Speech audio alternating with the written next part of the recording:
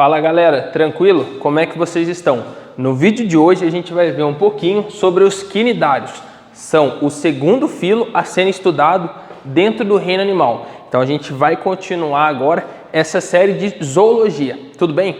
Mas antes eu quero dedicar essa frase do dia a um grande mestre e amigo que eu tive o prazer de conhecer, que é o Rafael Lopes Priante, que foi o meu professor de filosofia. A sabedoria é um paradoxo. O homem que mais sabe é aquele que mais reconhece a vastidão de sua ignorância. Então, fica como dedicatória essa frase para ele, que me proibiu de assistir a aula dele, porque ele falou que eu ia ficar louco. Então, eu esperei ficar mais velho e fui ler o livro que ele me proibiu de assistir a aula dele. E, cara, o negócio fica meio louco mesmo. Mas então, vamos comigo. Um grande abraço, Piratinha. Beijo. Galera, vamos lá. Os quinidários, esse segundo filo a serem estudados, são os animais que possuem um material, uma célula que vai liberar um material urticante.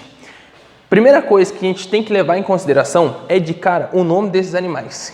Quinido significa urticante, material urticante. Então o que acontece? Esses animais, como sistema de defesa e captura de alimento, fique tranquilo, não é que uma água viva ela tem esse material urticante para te prejudicar. Não, isso é um sistema de defesa dela e que ela usa também para captura de alimento. Então ela paralisa o animal e usa ele como alimento. Então esse material urticante vai servir como material de defesa e captura de alimento. Tudo bem? Na linha evolutiva, galera, lembra que a gente estudou os poríferos? Os poríferos são animais parazoários. Eles não formavam tecidos. Então ele tinha algo parecido com o tecido, mas não era o tecido. Então eles eram parazoários. Esse animal que nós vamos estudar agora, esse filo, são animais eumetazoários. Toda vez que você vê a palavrinha eu, significa verdadeiro. Então esses caras são eumetazoário. Eu, verdadeiro, metazoa, metazoário, animais. Então são animais que vão possuir os tecidos. Vai começar a aparecer os tecidos aqui. Tudo bem? Então vamos lá. Galera, nessa linha evolutiva, eles são os primeiros animais a apresentarem um sistema nervoso. Não é um sistema nervoso como o nosso, tão desenvolvido como o nosso, mas é um sistema nervoso que a gente fala que ele é difuso. Ele é independente, ele é célula por célula. Então eu não tenho uma rede que ela vai distribuir as informações. Eu tenho uma célula, outra célula, outra célula, célula espalhada por todo o corpo desse animal, fazendo com que cada célula seja responsável por aquele estímulo nervoso, tudo bem? Então, o sistema nervoso é célula por célula e essas células trabalham independentes, tudo bem? Então a gente vai falar que é um sistema nervoso que ele é difuso, tudo bem? Galera, além dessa informação, uma outra característica é que eles são animais diblásticos. Pouco mais para frente, a gente vai ver animais triblásticos, que vai fazer um pouco mais sentido essa terminação que eu estou usando para vocês na aula de embriologia, que vocês vão ter um pouquinho mais para frente.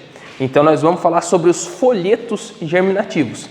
Então, nesse caso, nós temos dois, que é a ectoderme e a endoderme, que lá na frente a gente vai fazer uma explicação mais aprofundada e mais separada para vocês, tudo bem? Mas guarde já essa informação, desde já ela vai ser muito importante lá na frente. Eles são os animais que são protostômios. Protostômios é aquilo que vem semelhante a uma boca, é anterior à boca. Então vamos lá, estomos, boca. Então isso aqui é semelhante a uma boca. Esse animal vai ter algo que é semelhante a uma boca. Lembra que a gente está trabalhando numa linha evolutiva. Então, se antes eu tinha uma esponja, um porífero, que não tinha quase nada para a gente estudar, era um animal muito simples, então a gente vai ter que vir devagar. Então, esse cara não já tem uma boca. Então, ele tem algo que é semelhante a uma boca. Então, com o tempo, a gente vai melhorando, beleza? Galera, esses animais, como já disse anteriormente, eles vão ter uma célula que é chamada de célula urticante. O nome dessa célula é quinidoblastos.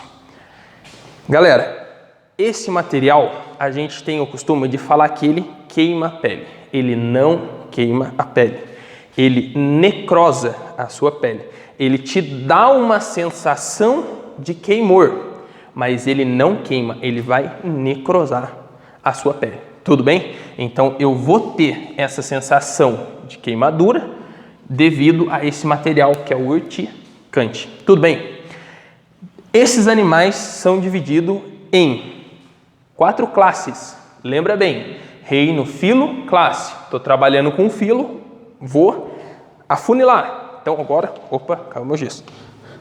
Então agora eu vou afunilar isso daqui. Então a gente vai para as classes desses animais. Eu vou ter uma classe que é chamada de hidrozoa, que ela vai ser representada pelas hidras. Eu vou ter uma outra classe chamada de cifozoa, que ela vai ser representada pelas medusas. Eu vou ter uma outra classe que é chamada de cubozoa, que vão ser apresentadas pelas anêmonas. E eu vou ter os animais da classe antozoa, que lá na frente você vai ver uma água-viva chamada de água-viva caixa. Então, esse daqui é um pouquinho mais restrito de informações, essa classe para a gente.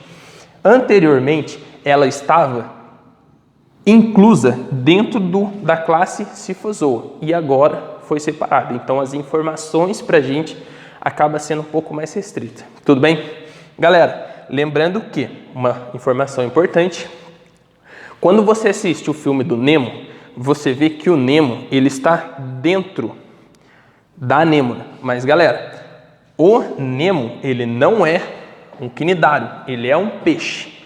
O quinidário é a anêmona onde ele está, que, lembrando, ele não se queima com a anêmona, já que entre essa anêmona, se ela encostar uma na outra, vai acabar havendo choque, ela cria um muco de proteção.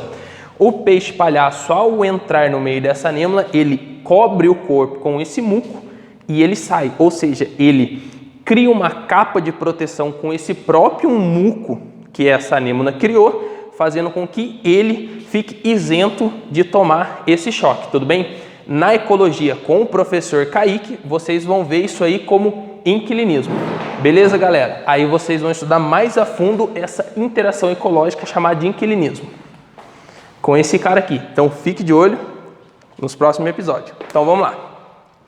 Galerinha, aqui temos um exemplo desse animal. Eu vou estruturar um pouquinho o corpo desse cara para vocês entenderem um pouquinho dele. Na parte de fora, vamos mudar um pouquinho a cor disso aqui. Eu vou ter uma parede, uma célula de revestimento externo. Vai revestir esse cara por fora. Isso aqui, galera, eu vou chamar de epiderme. Ele vai fazer essa proteção externa. Na parte interna, então vamos lá, mais na parte interna, revestindo a parte interna desse animal, eu vou ter um outro aglomerado de célula que vai fazer a proteção interna, que vai ser chamado de gastroderme.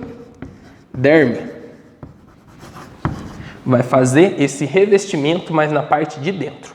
Só que entre a parte externa e a parte interna, eu tenho um outro aglomerado de células que vai ser a mesogleia.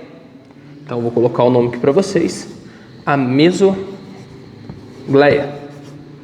que vai ser um material gelatinoso que vai preencher o espaço entre a parte de fora e a parte de dentro. Então, eu vou ter um material gelatinoso chamado de mesogleia, que vai fazer esse revestimento nessa parte que ficou entre a parte interna e externa, beleza? Galera, lembrando que nessa parte de dentro eu vou ter aonde esse animais captura o seu alimento, entra dentro no interior desse animal, ocorre a digestão desse alimento. Ou seja, o alimento entra pela boca. Então, ó, o alimento entra pela boca e digeriu.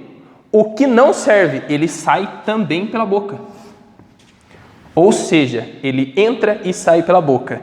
Nesse caso, galera, eu vou ter deixa eu colocar aqui, um sistema digestório incompleto. Tudo bem? Ou seja, eu não tenho boca e ânus, eu tenho só a boca. Então, o alimento entra pela boca e o que não serve da digestão, ele também sai pela boca. Beleza?